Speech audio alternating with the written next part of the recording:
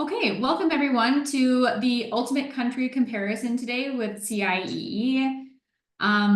Today we're going to be going through just how to pick countries for teaching abroad. So my name is Rachel Dietz. I'm the CIEE TEFL advisor. I've been with the company for about 3 years now, and I actually am an alumni of the CIEE Teach Abroad program in Madrid, Spain. So I speak from both professional and personal experience in this case. And I'll have Gabby introduce herself.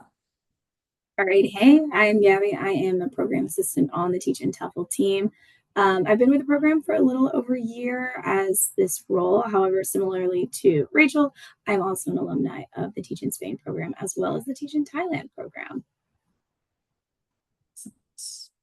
All right, going to the next slide here. Just a quick overview, I think, is where we want to start today for just a frame of reference of what we're going to be talking about throughout the webinar today. So Gabby, why don't you take it away and tell everyone about our Teach Abroad programs. Yeah, right. So as if you've researched or anything, you may have already seen some of these things, but I'm going to touch on our basic CIEE Teach Abroad programs. So we have them in South Korea, Spain, Thailand, and Ireland. So those 4 programs have very comprehensive, very hands-on, immersive teaching experiences in those destinations. And we also have a lot of training and support prior to going. So like it mentions in that bottom half, so we help you through the pre-departure guidance. We have support through finding you a job placement and the ongoing assistance throughout your whole time while you're teaching in those areas. So each program does have specific requirements and different fees. We'll get into that later, but that's just an introduction into our regular Teach Abroad programs. Excellent. And then the other side of it is CIEE TEFL. So essentially, CIEE TEFL is a TEFL course provider. Our main bread and butter courses are the 150-hour and the 180-hour courses. This is the most comprehensive option that we offer. And we also have included in the TEFL core services job placement after your certification. So if you're wanting to go abroad, those would be the 2 courses that we would recommend the most. For CIEE placement opportunities, like I said before, it's an included service. We have job coaching that's available to folks that are taking the 150 and 180-hour courses. But apart from that, we actually do have job placement assistance in specific countries where we have partnerships with employers. So essentially, we're connecting you directly with the employer, and in most cases, guaranteeing you a first interview. So right now we partner with reputable employers in Chile, Hungary, Japan, Morocco, and Murcia, Spain. In this case, for the job placement assistance, job placement is not guaranteed because employment decisions are at the hands of the employers directly. But we've had a very high track record of sending folks who have taken the CIEE TEFL courses to these locations. And ultimately, the support is provided directly by the employer. So like pre-departure support when you're in country, everything like that is provided by the employer directly and not by CIEE in these particular cases. Moving on to more of introduction. So the did you know? I would say that the average preparation time from the idea that you'd like to teach abroad to the reality, like actually you being in the classroom teaching abroad, is about 6 to 12 months of planning. Okay. Really, really important to keep in mind because I know a lot of folks come to us wanting and having big dreams to teach abroad within the next couple of months. And a lot of times it's just not possible with the visa procedures for a lot of countries and ultimately just the documentation that you need to gather before you actually leave. Most countries hire teachers to start in the fall every year. So most teachers, even in positions that have rolling applications, teachers will start August through October. The optimal time to apply for teaching positions is anywhere between September and April. So in our case, as we'll see later on in the webinar today, positions for fall 2026 are open. The application process is open now for that. I know it seems really early, but it really isn't. And we recommend to avoid applying to multiple locations at the same time. You definitely should do your research ahead of time and choose one location. Mostly because if you go through the application process for multiple different countries, as soon as you are accepted to these programs, you're going to have to choose anyway. So we really want to cut down on the time that it takes for you to apply and really hone in and focus on one singular application because you'll have to say yes at some point, and kind of go down one road, one way or another. You do not need to be finished with the TEFL course before starting to apply to positions. So that's another, I think, very common misconception, is that I need to take the TEFL course first and then I can apply. And really, it's kind of the reverse. You really want to be paying attention to the deadlines for teaching positions abroad.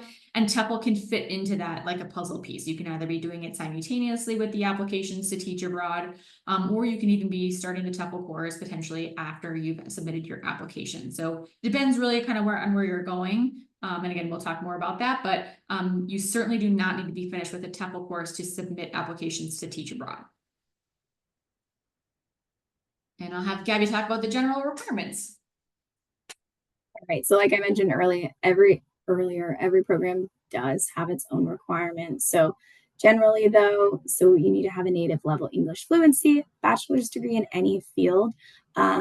An associate's degree is accepted for, we have a volunteer in Spain program. So it's accepted for that option. And then also the Chile TEFL placement opportunity. But the other programs, you do have to have a bachelor's degree. Citizenship in the US, Australia, Canada, Ireland, New Zealand, or the UK. And then we do have age restrictions. So the general rule is 59 years old or under for programs in Europe, and then 50 years or under for programs in Asia. And this just has to do with the employers that we work with, and the visa restrictions do have these age restrictions. And then one more thing is that your passport must have at least 3 empty spaces and must be valid at least 3 to 6 months beyond the end of the program in order to be accepted. And a lot of this is help for us just to make sure everything is going to go smoothly with the visa process and during your time in country. Yeah, when in doubt, renew that passport. Yes. Another piece that takes a little while too in terms of preparation. Okay. All right, I think let's move on now to, because we'll come back to talk about TEFL a little bit more in depth in a minute here, but this is the main part that I wanted to work on with everyone today. Really just getting like that side-by-side comparison of the different roles, particularly the roles that are offered through CIEE, and how to go about harvesting that information for your purposes, right? As you're kind of thinking about where you want to go, thinking about what applications you want to start with, and ultimately making a decision. So I think how many, I mean, we can put in, maybe let's put this in the chat. What country at this point in time would you consider your #1 choice? I'll give you guys a few minutes here.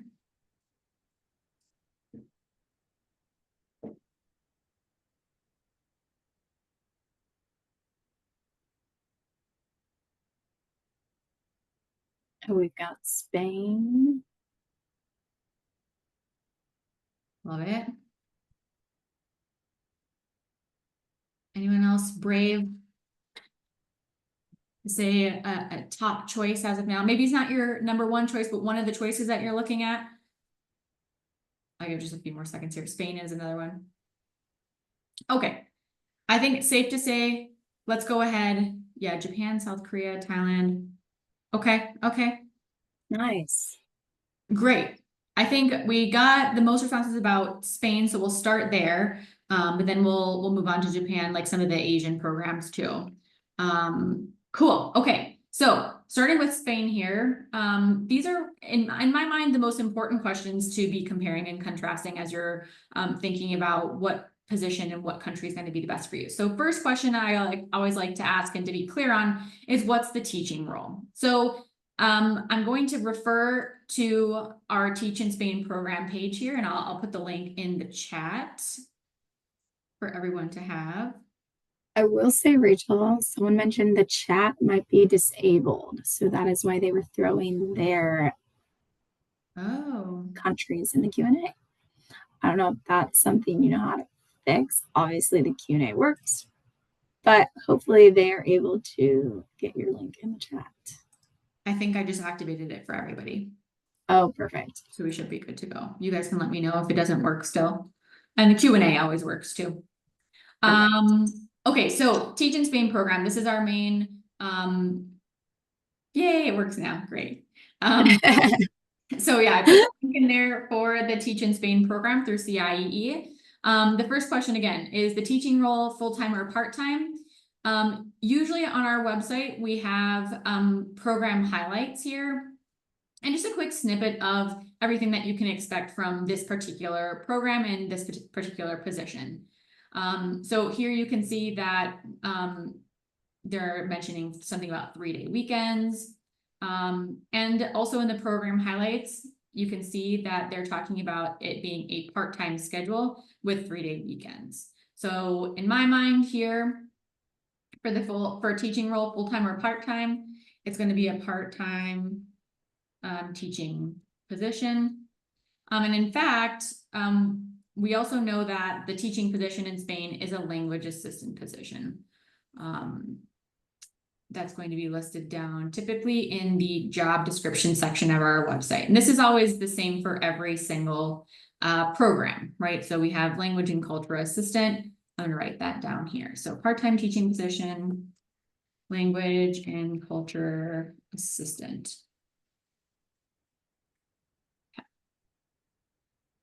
And then the next question is the length of contract. So I know that a lot of folks are concerned about ultimately like how much time they're going to be abroad, whether that be if they're looking for a shorter contract because they don't want to be abroad for that long, or if you're thinking like you potentially would want to renew after an initial contract.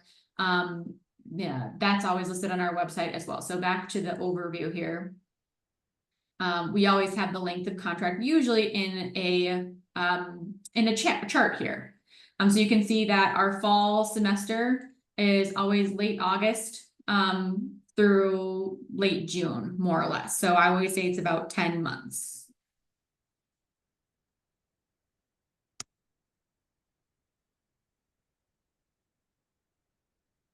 Another trick here too is that length of contract typically is renewable. If you're wanting to stay for longer, there's usually a point in your contract that you can go about renewing. If you have questions about that, it does differ obviously from country to country. But typically you could potentially stay for longer if you're wanting to.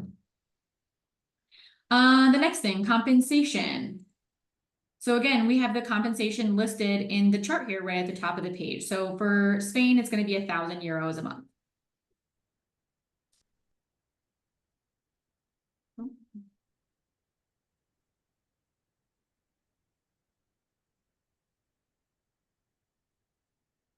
Okay. And then the perks. I would go ahead, if you're looking at this on your own, I think perks is something that depends on what you're looking for. I think first, right off the bat, like a 3-day weekend sounds like a pretty good perk to me. So I definitely would write that down on the list. 3-day weekends is pretty great. And depending on how you're feeling about the part-time position, maybe that's a pro for you as well. You can put down any pros that you're really thinking about here. Has anyone seen any other pros of teaching us here? Maybe Gabby can help chime in on this too. I have my own thoughts about perks of teaching in Spain as someone who did the program. But if anyone has any things to chime in about perks that they've seen so far about teaching in Spain, let me know. You can drop that in the chat. Public transportation. Yeah. Is great in Spain. But in terms of, the role itself. Oh, love it.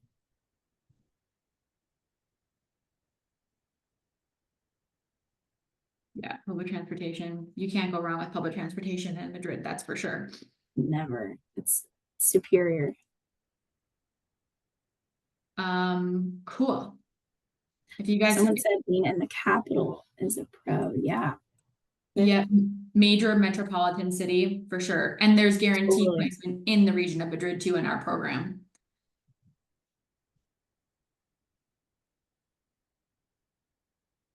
I love that. Okay, great.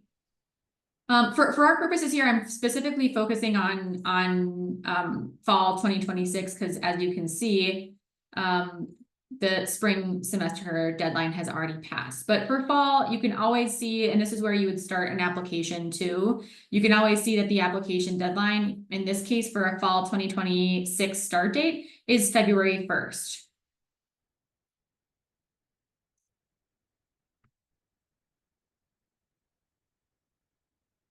Okay.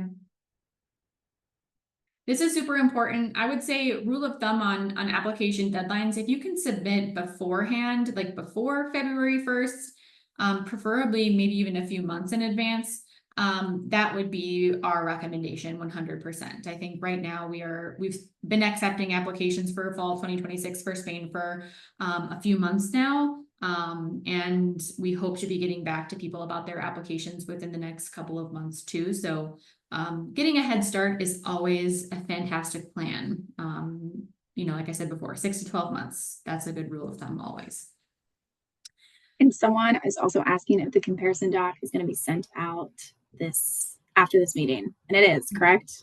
Correct. Yep. Yeah, everyone who's registered will get this comparing destination sheet as it's filled out in the webinar.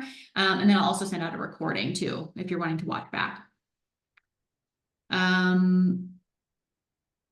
Yeah, someone said, when you get accepted, how long do you have to decide? So typically you have about 10 business days. Gabby, you can correct me if I'm wrong, to decide if you'd like to in turn accept your acceptance to our program.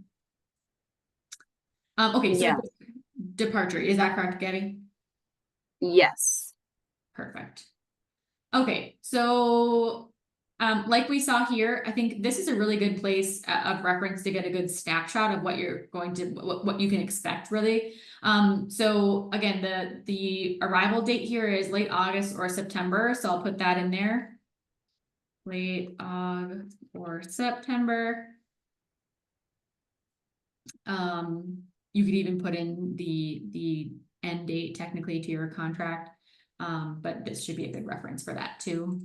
And then is TEFL required? So for this one, we have an option to include TEFL, but you'll notice in the qualifications part here, you'll notice that there is no section that talks about TEFL, and that's your indicator, right? If on the requirements list, TEFL is included here, you know that you're going to be required to take TEFL, okay?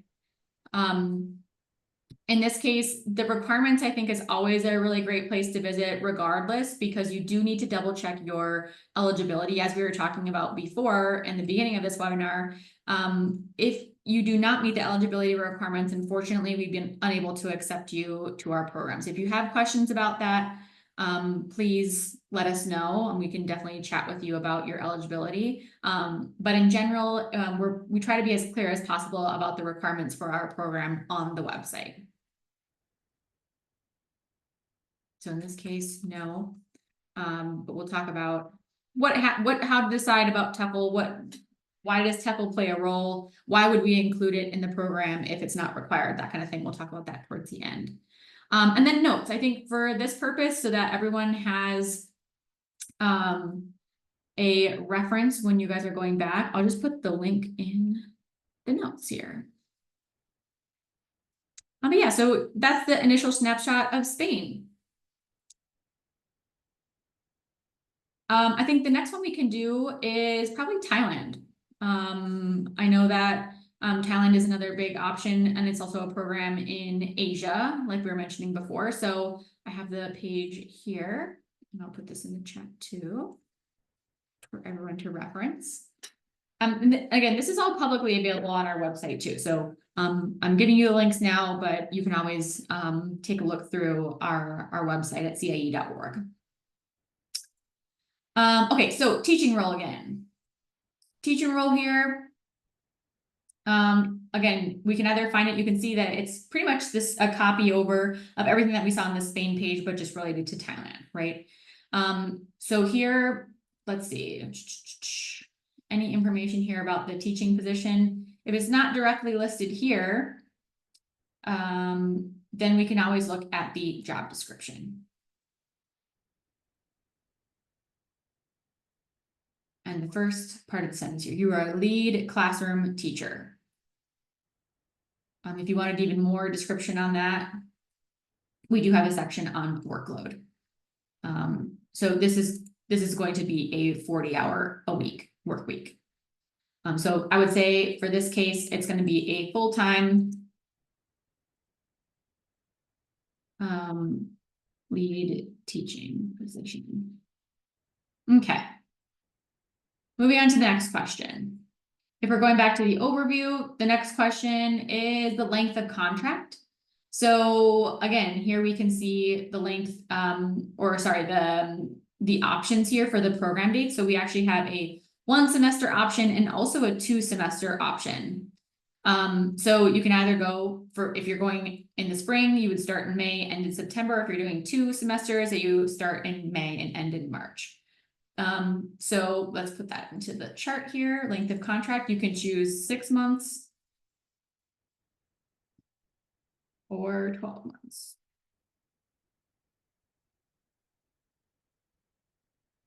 The compensation is super fun for Thailand. A lot less straightforward than Spain, but again, let's go down to the job description, where it talks about compensation, okay? You can see here for Thailand that there actually are 5 different compensation tiers depending on your qualifications. I realize that this might be confusing, and you might be unsure of what category you're in. We are always here to help clarify what category you're going to fit into. If you want to find that out before you apply, feel free to reach out to us. Or you can also, this is something that we verify after you've applied to our program as well. Someone's asking about if you're able to extend the program for Thailand. If you initially choose the 6-month option, yes. Generally, you're able to extend your contract in Thailand if you're wanting to. But basically, and a lot of people do. Yes, yes, a lot of people do. I've heard nothing but great things, about Thailand and people wanting to stay. So, if you're wanting to do it, I always recommend though. I'm glad that you asked that. I always recommend if you are at all considering a 12-month contract, I would probably recommend that. I mean, I think the transition period when you're going abroad can feel quite quick. And so 6 months can go by a lot faster than I think a lot of people initially think it will. So if you're considering 12 months, I would definitely recommend that just so that you have that full 12 months to adjust and really enjoy your time in Thailand. And if you want to extend beyond the 12 months, then go for it. Couldn't agree more. Yeah. Okay, so it's anywhere from 30,000 baht to 43,000 baht.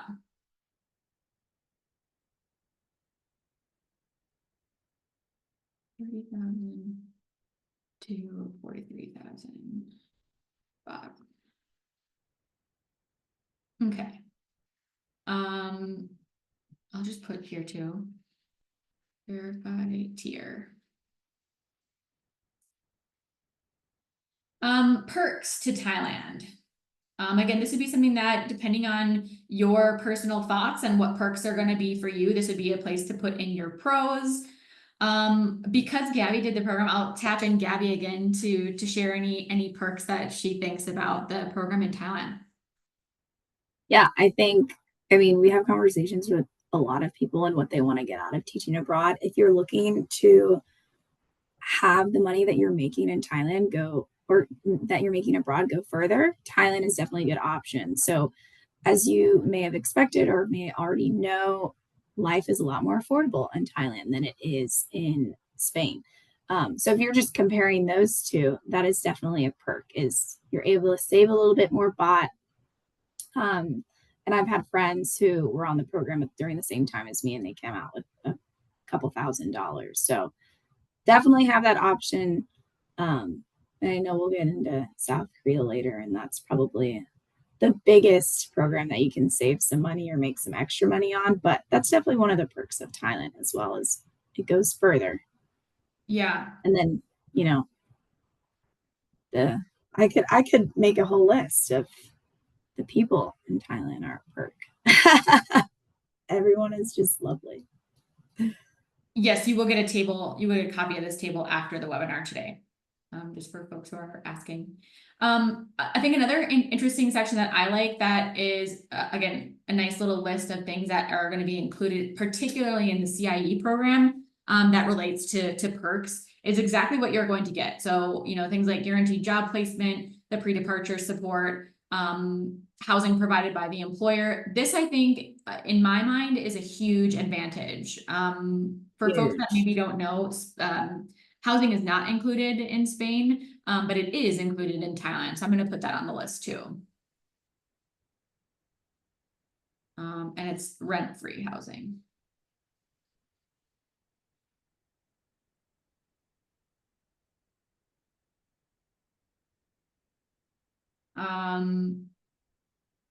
Yeah, I think that's particularly, I mean, everything else, there are also versions that you get in Spain that you'll see in the what's included sections that are very similar, like the insurance and things like that. But that's definitely something that stands out to me, is the housing aspect.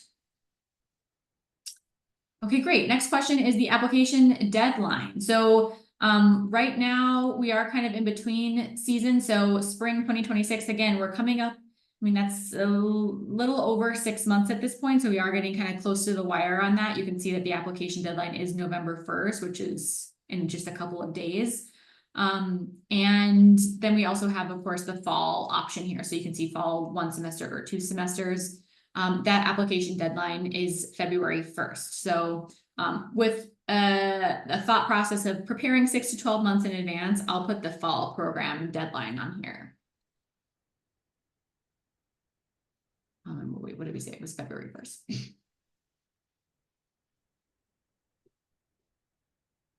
Okay.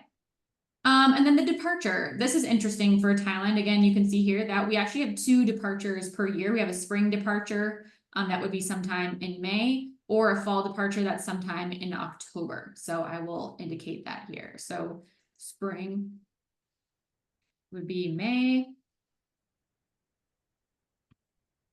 Fall is October. Just so folks know, typically we don't have the exact dates. I know that that is a really annoying answer, and a lot of people want to know exactly so that they can plan around that. But typically we don't know exact dates until closer, like once you've been accepted to the program and closer to the departure date. But in general, that's going to be the rule of thumb. May and October are the 2 departures each year for Thailand. And then the TEFL. So again, if we go here to the qualifications, we want to see the requirements here ultimately do not include TEFL, okay? However, you can see to make your application stronger, highlight additional qualifications such as, and then we have a TEFL certificate there. So it's not necessarily required, but it is highly, highly recommended. And this goes back again to the job description, because you'll notice that people who have a TEFL certificate automatically qualify for the secondary payment tier. Okay, so essentially getting TEFL certified can guarantee you a higher monthly salary in Thailand. If you need help with what your TEFL timeline should be to qualify for that pay increase, we can definitely help you depending on what season, but typically you need to have the certificate well before your arrival in Thailand. Again, we have more specific information on that if you're wanting to get TEFL certified to qualify for the pay increase. So we can always help you with the overall timeline as an applicant for our programs.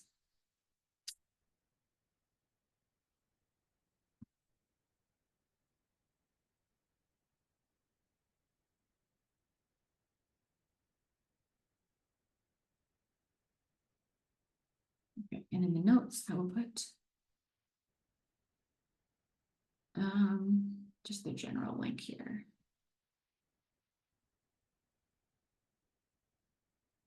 Any questions I should answer, Gabby, for the whole group now that I've been talking? You're good.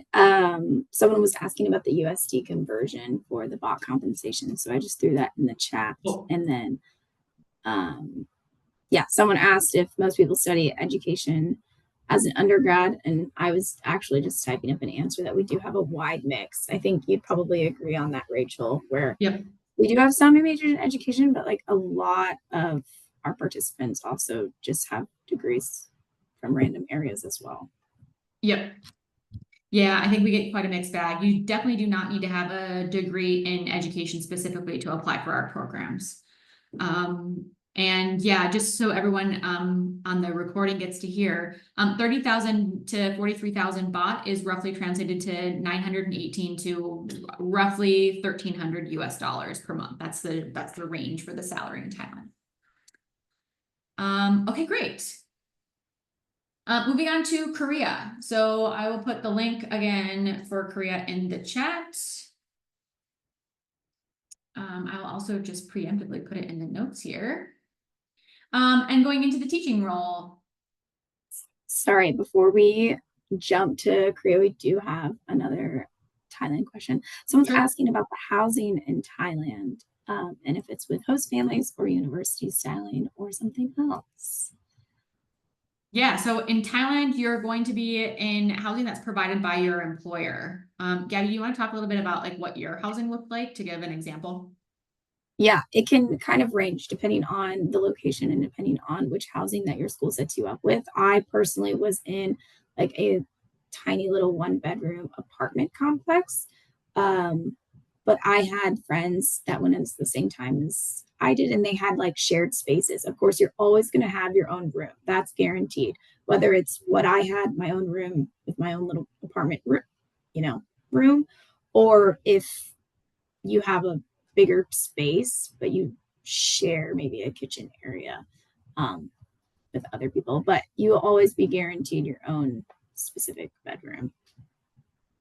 Excellent. Any other questions about Thailand before I move on? Someone's asking if our websites describe the age of the students at the different schools. This is also a preference on our applications that you can put. For most of our programs, you're able to make that preference on if you'd rather teaching a primary, in the nursery or higher education. But yeah, depending on the programs, we have generally there's a lot of primary specific placements, but if there's something else that you'd like to make a preference for, you can do that. If there's anything else you'd like to add, Rachel, do it. No, I think that's great. Typically, I think another thing to do too, like even if you're not, like if you're debating on where to go, it is also helpful to open an application. We can later cancel that for you, but it's nice to see like the tasks that you would need to complete. Because you would then see things like the preferences that you get to list for age group, for the different countries that you're interested in, or maybe, I know in Madrid, for example, you get to list preferences for what area of Madrid you want to be placed in potentially, or if you want to be placed with somebody. You can always see kind of all the options and the preferences that you can list. Again, we do our best to prioritize preferences, but we cannot guarantee that requests will be met, just for clarity there. But yeah, opening up an application never hurts if you're interested in knowing kind of what entails, what the application process entails. Okay, great.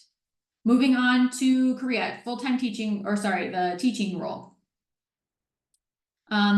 So again, we have kind of the general outline here. But I think for this purpose for Korea, it's nice to see the job description.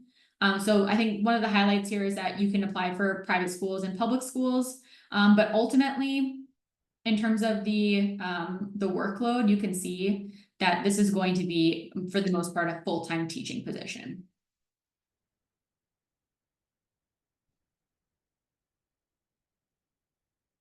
Need teaching.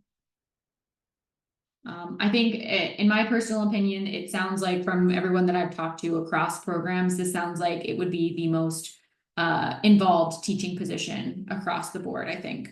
And the most responsibilities in the classroom. So if you're looking for meaningful professional development, this is a great option, because you definitely will get that and have the chance to have the autonomy and the liberty to really gain control in the classroom and make it what you want.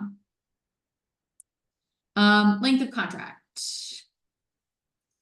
So if we're going back up to the top here, length of contract, you can see that the duration, there is no option for 6 months for South Korea. It is just a 12-month contract. That is the minimum amount of commitment that we have. So I'll put that in here.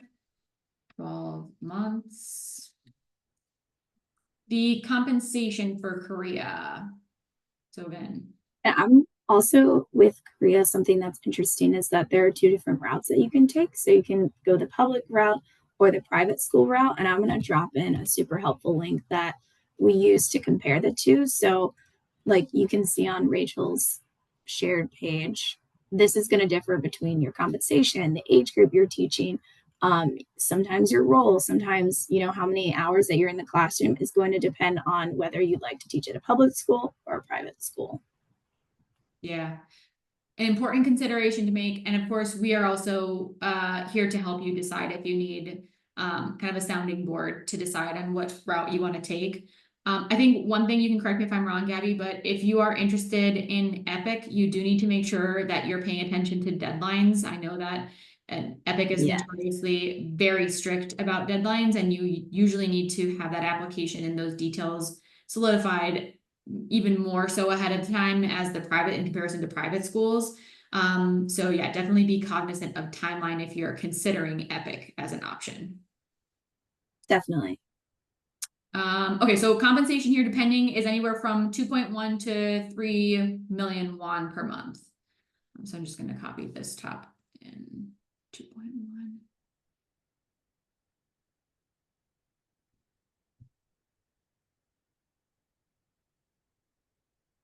I always am hesitant to put the exchange on there to US dollars, folks, because the exchange rate can change. And so I don't want to make any promises on what the US exchange rate's going to be, and then for that to change by the time that you get teaching in country. So I think rule of thumb, always keep this, I think, at top of mind for the local currency that you're going to get paid in. And then closer to your departure date, you can do more of a translation on that and see what the exact numbers are for budgeting purposes, but just my recommendation there. And a That's a hesitancy. good point. Perks. I think biggest perks for Korea, and we can see this in the what's included. Um, apart from the guidance that you get through CIEE through the program, again, schools provide rent-free housing. That's a huge one. You don't have to worry about looking for housing. You don't have to worry about paying for housing. So I'll put that in here too, rent. Ooh, don't know why that happened.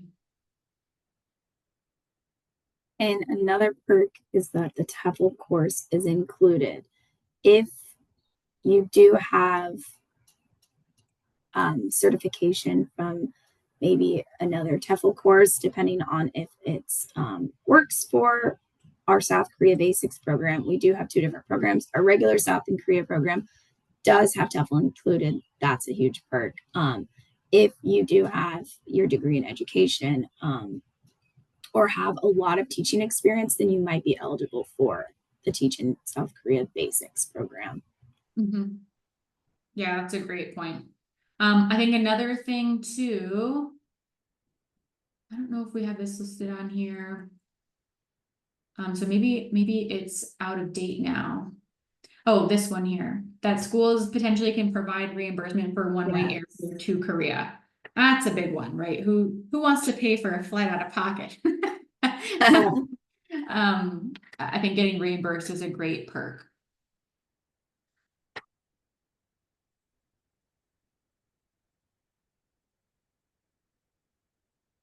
Um, great. Okay, moving on here. Application deadline, you can see that for spring, the application, so there's no more opportunities for spring 2026. Fall 2026 is up and running. The application deadline is December 1st. So that's like the next season. So I'll put that one on there. December 1st. Oh my goodness. What's happening? I don't know why that's happening. December 1st, 2025. Okay, perfect. And then the departure date. So we do send teachers to Korea twice a year. You can see that again in the table that we have here. We send spring, which is usually sometime in September, and then usually sometime in February and then sometime in September. So for fall, because we're focusing on that, I'll say September.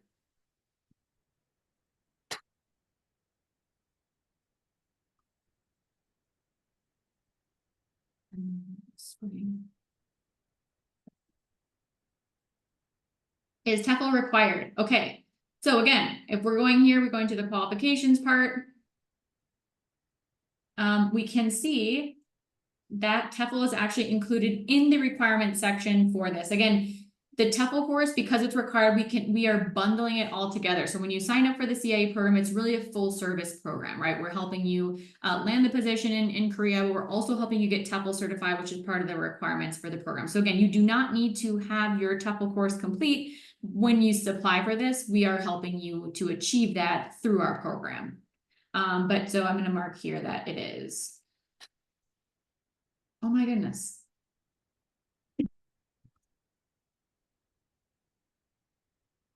And that's it for Korea. Any questions I should answer about Korea in the chat or the question box, Gabby? I am not seeing any as of now. Perfect.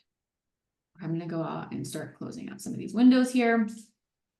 So those are really our main like bread and butter teach abroad programs. And now going into a little bit more of our most popular CIE TEFL job placement assistance. Full disclaimer here, all the rest of the opportunities here, you will be required to take the CIEE 150-hour TEFL certificate, regardless of prior experience or certification. That is the basis of the partnership that we have with these employers. And so that is critical if you're wanting to apply to these. So Japan. Going into this, of course, we have our Japan page here. I'll just put this in the chat for everyone. If you wanted to bookmark it if you're interested, and then of course I'll put it in the notes here. Looking at the type of teaching position. So here we have a little bit of a description here on what the teaching positions are going to be like. But again, we have what's included, qualifications, the destination, and a job description. So it's very similar to how our pages are laid out for teaching abroad. So you can see here that positions in Japan, you can be placed with any age. And then we also have 2 different placement opportunities here. That talk a little bit about the type of teaching role. So our first partner is a lead teaching role, and the second partner that we work with is an assistant teaching role. You get to choose in the application what partner you want to apply to first. So you can prioritize that and we can help you apply for one or the other. So I will write here that there's lead teaching and assistant positions.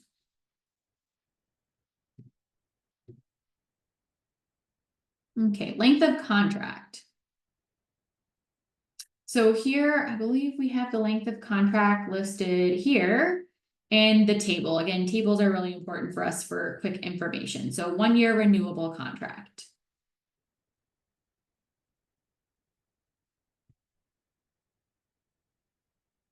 The compensation, again, is listed in, actually the compensation we listed here in the table. Easy access here.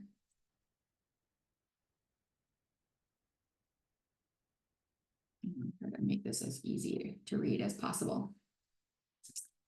The perks for Japan, I think a lot of perks. I think Japan is an amazing place to teach English. One of the other perks too is that if you're looking to teach adults potentially, there is quite a variety of age ranges that you can teach in Japan. I know that is somewhat of a limitation for other locations, that there really are no opportunities to teach adults per se. But I'll put that in there, that large age range of students.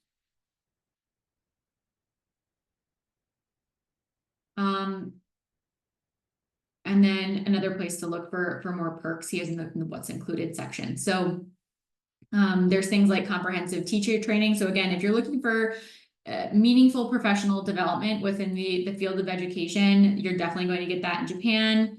You have paid time off with the employers in Japan. And then you also get some relocation assistance as well. So I'll put in here Just a couple of things like monthly, like a stipend for living expenses, professional development. Okay. Application deadline. Again, that's usually found at the top here. You can see that the deadline, there actually is no deadline. So the application for Japan is rolling. You can apply at any time in the year. They have teachers that start at the beginning of the month, every month, year round. The timeline for you will depend on your particular candidacy. I will say that Japan is probably the most competitive location that we offer. And again, we cannot guarantee job placement. We can do our best to support you and coach you through that process, but we can't guarantee placement. And the interview process is quite intensive as well. So we're talking that it could last a few months to get through the interview process with our partners. So if you're wanting to get to Japan within the next 6 to 12 months, definitely submit an application as soon as possible.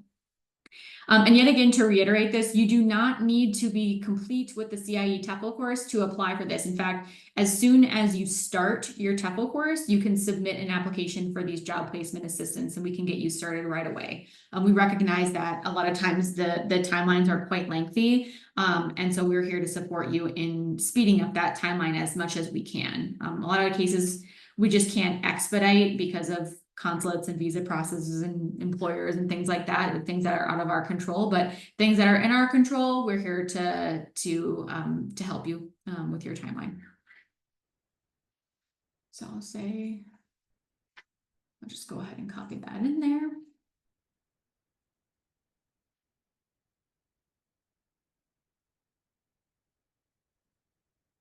On a rolling basis, the departure, I'm just going to say rolling again. Depends on your candidacy. Is TEFL required? Yes. CIEE TEFL.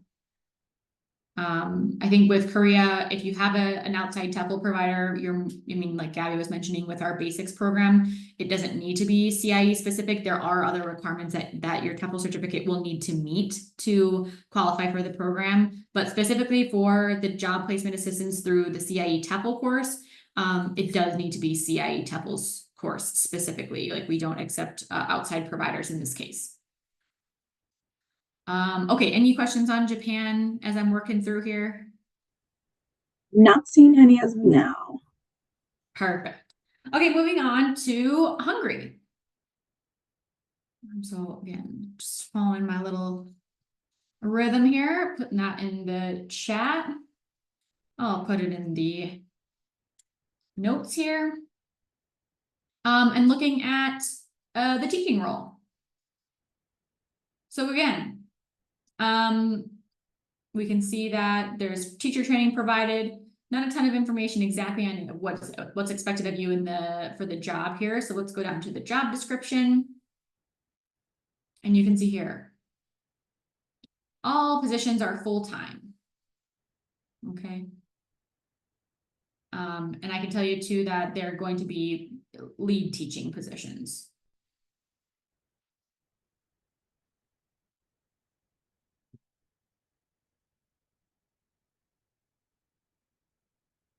Okay.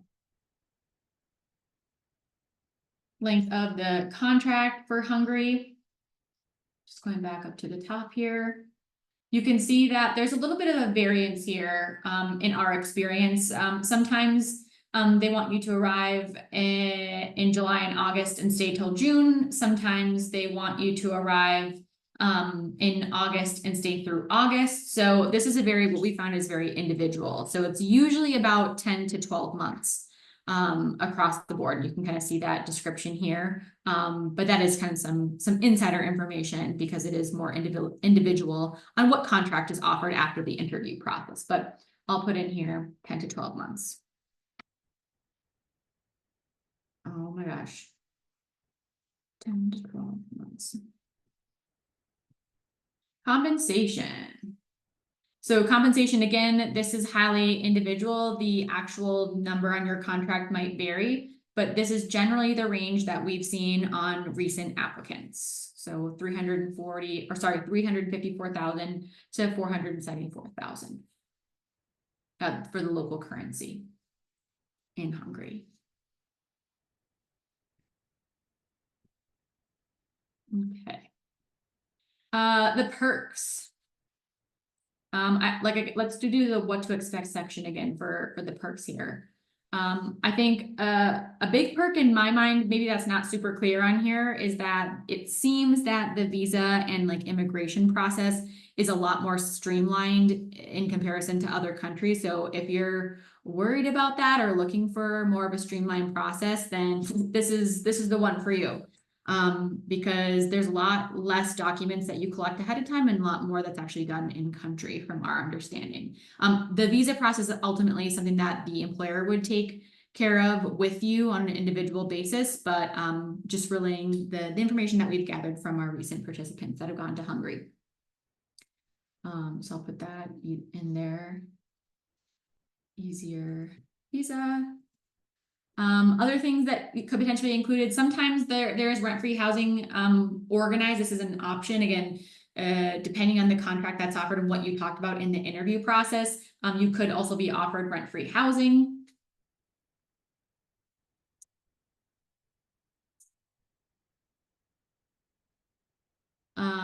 And then there's also, I mean, there's a lot of professional development here, so I'll put that on there as well. In fact, in most cases, professional development. In a lot of cases, you're actually put through a month long of professional development to get used to the conditions of the school that you're working at and to get to know your coworkers and things like that before you actually start teaching, which is really nice for really just adjusting to your new teaching role. Application deadline. So this one is an interesting one for Hungary too. We say that you should start your TEFL course by the end of March. In terms of the application, there is some leeway there, but this is generally a good rule of thumb. Like you need to have started your TEFL course so that you can submit the application. Like I said before, you do not need to have your TEFL certification in hand, but you have to at least have started the course before you submit an application. So I'll say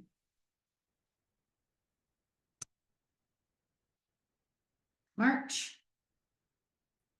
And then again, the departure is usually sometime in the fall. There are exceptions to this. If you are thinking that you'd like to teach in Hungary, but you can't start until October, don't be shy to reach out. We do often get messages from our partners asking for teachers for placements that have opened up. So it's always nice to have people on our list to send to our partners if there are extra positions available each year, but generally you're going to be starting sometime in the summer or the fall. So I'll say anywhere from July through September.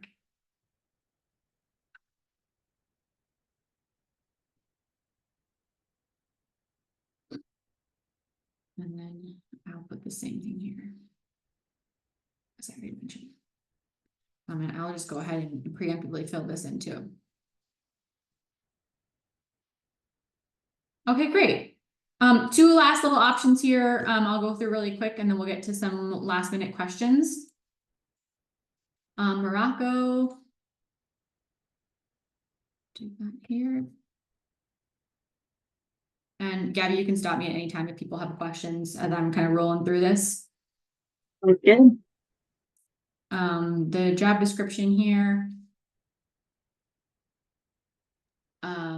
So we do have one for Hungary. Specifically, yes. Are you placed in Budapest or does it vary? Yes, it's all placements in Budapest. So Japan and Hungary, we actually work with two employers. You always get to choose which employer you'd like to work with. And we have descriptions on the application to help you choose. But yes, in Hungary, it's always Budapest.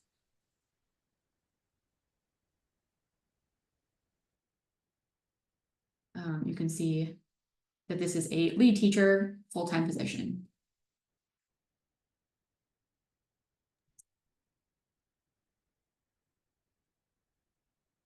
Length of contract, I'm going to go right back up to the top again here. Length of contract is going to be starting in September, ending in July. So That's about 11 months. Again, you'll see here that there are opportunities to start halfway through the year, but the opportunities are limited. Again, do not be shy. If you are wanting to start in January, by all means, you can reach out, you can submit an application. You never know how many positions are going to be available, so it's never a bad idea to shoot your shot to see if there's positions available. We'd be happy to help get you placed. Next question here is the compensation. You can see that the compensation is around 9,000 dirhams, which is the local currency.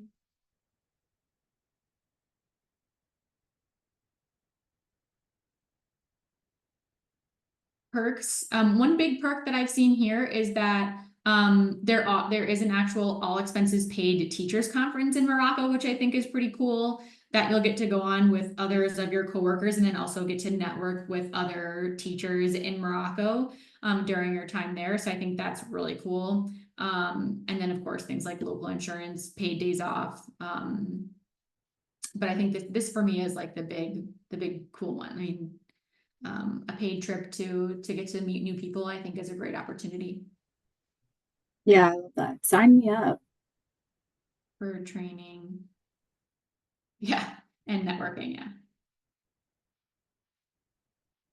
The application deadline. Again, for most positions, we're going to recommend that you start your TEFL course by the end of March, so that you have that sufficient amount of time to prepare and go through the interview process before you would potentially be starting in September. It would be around June, I think, for the January departures, but that's just a general kind of rule of thumb that we have. So I'll put that same thing here.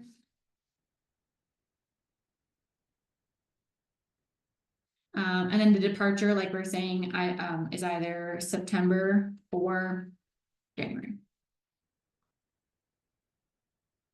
Okay. Moving on to our last one. And Gabby, you can stop me if there's any questions about Morocco. Okay, cool. I'll go into the job description again. We can see that the workload, full-time schedule, and you're a lead teacher here as well.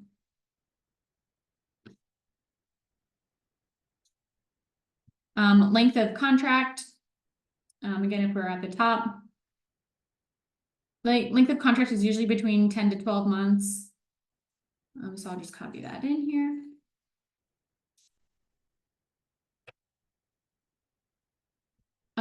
Compensation, again, right in the chart here.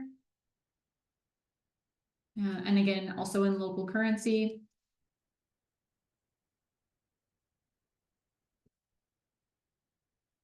The perks. Yeah, so you get monthly. I mean, what I've heard about Chile is that it is very affordable. The salary is great to cover just general living expenses. There's lots of opportunities to travel. And the big one here, actually two. So this one is exclusively working with adults. So if you're looking to work with adults, Chile is a great option. So I'll put that in here. Working with adults. Not that working with children isn't a perk, but definitely is something that's unique to Chile. And then another thing too is that this position is for the most part remote. So lots of opportunities to work online and have the flexibility to be also traveling. They do have a center in Santiago, Chile. So there is a physical location that you might be getting classes at from time to time. But a lot of classes are online because you are, again, serving adults. So you're meeting them kind of where they're at in their schedules to fit their English classes in. And that just happens to be easier to coordinate online. So if you're looking for more kind of work-life balance and flexibility, this is a good option too.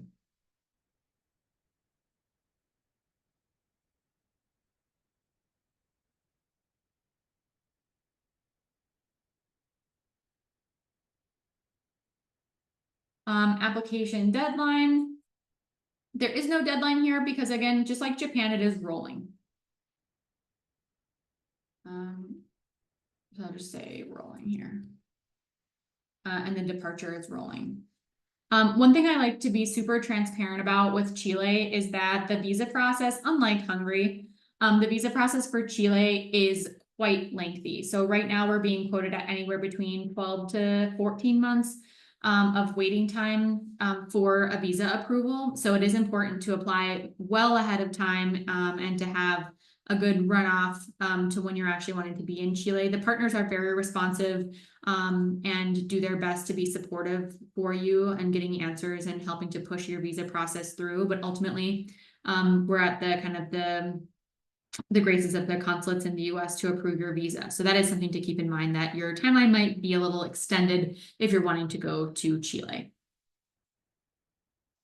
But that's it. That's kind of the major program that we have. Again, I'm kind of zooming out here, which I realize may not be the best for people to view it, but I will be making this a PDF and sending this to everyone who attended today. I will go ahead. We do have one question for Chile. By working with adults, is it working with adult university students? They could be university students. Yeah, they're not necessarily affiliated with a specific university, so they could be university students. What we've heard is that students are usually aged 25 to 35, so it's young adults that could potentially be university students, but not exclusive to that. Okay. Cool. Okay, last few slides here. As we're finishing this up, I realize we're going a little over time here, but want to make sure to get this information out. So, like for Spain, like for Thailand, why should I get TEFL certified if it's not required?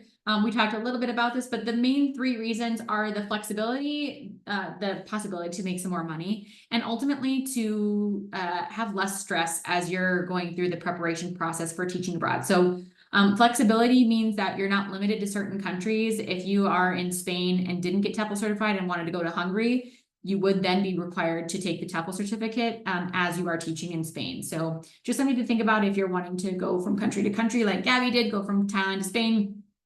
Or we've had lots of people that go from Thailand to South Korea or South Korea to Hungary. If you're interested in hearing more stories about how people have kind of hopped between different countries and different programs that we offer, please let me know. We do have some good content on that to hear more about their stories. Usually you're able to extend your contracts and find more work. So if you did want to stay and maybe you're looking around at other positions outside of the one that CIEE initially helped you to get, having a TEFL certificate can definitely make you more competitive.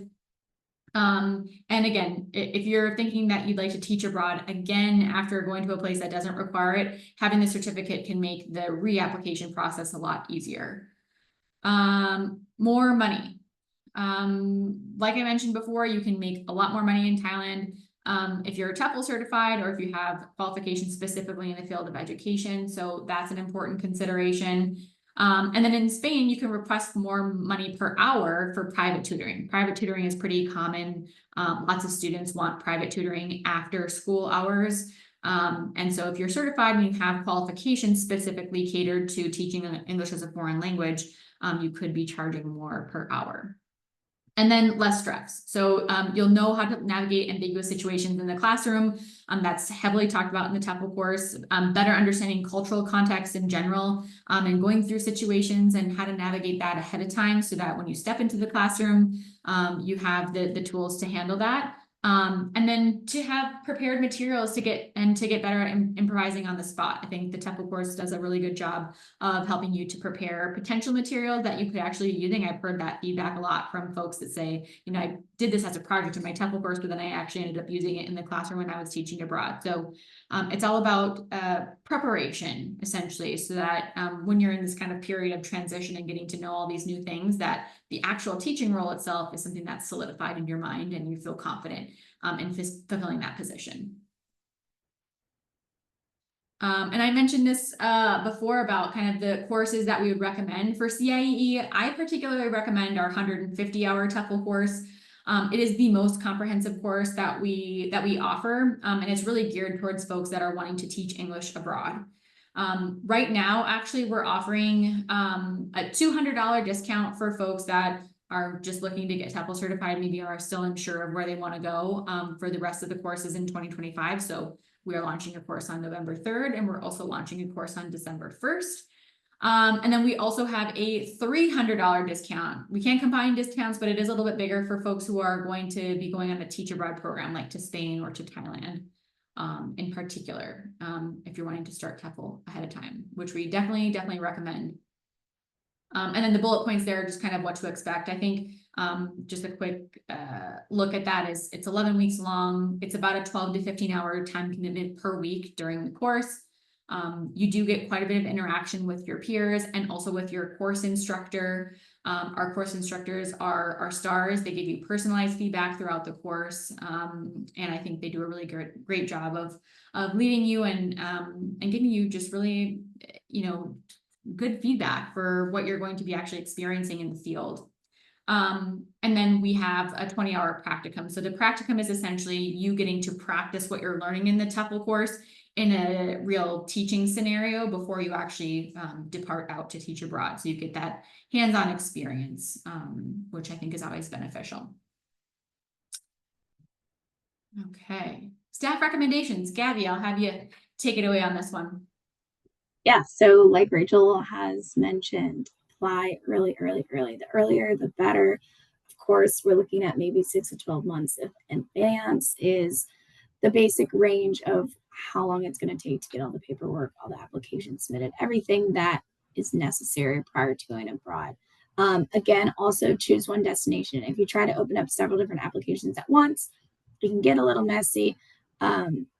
So definitely just hone in on, I think Rachel did a great job with breaking down on that chart, kind of things like being able to look at what you're looking for in your abroad experience. So definitely be able to choose one, be flexible, definitely come in with such an open mind and be flexible to your placement, to the experience as a whole, because of course it's going to be something completely different than what you're used to. And hey, that's the reason you're doing the experience, right? And then of course, be mindful of your budget.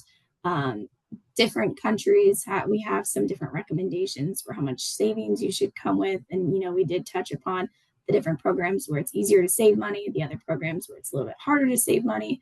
And then, of course, get TEFL certified. Like Rachel just mentioned, ultimately, it's just going to help you feel more confident in the classroom and more confident throughout the experience as a whole. Definitely keep us in the loop if, you're teeter-tottering or you need help.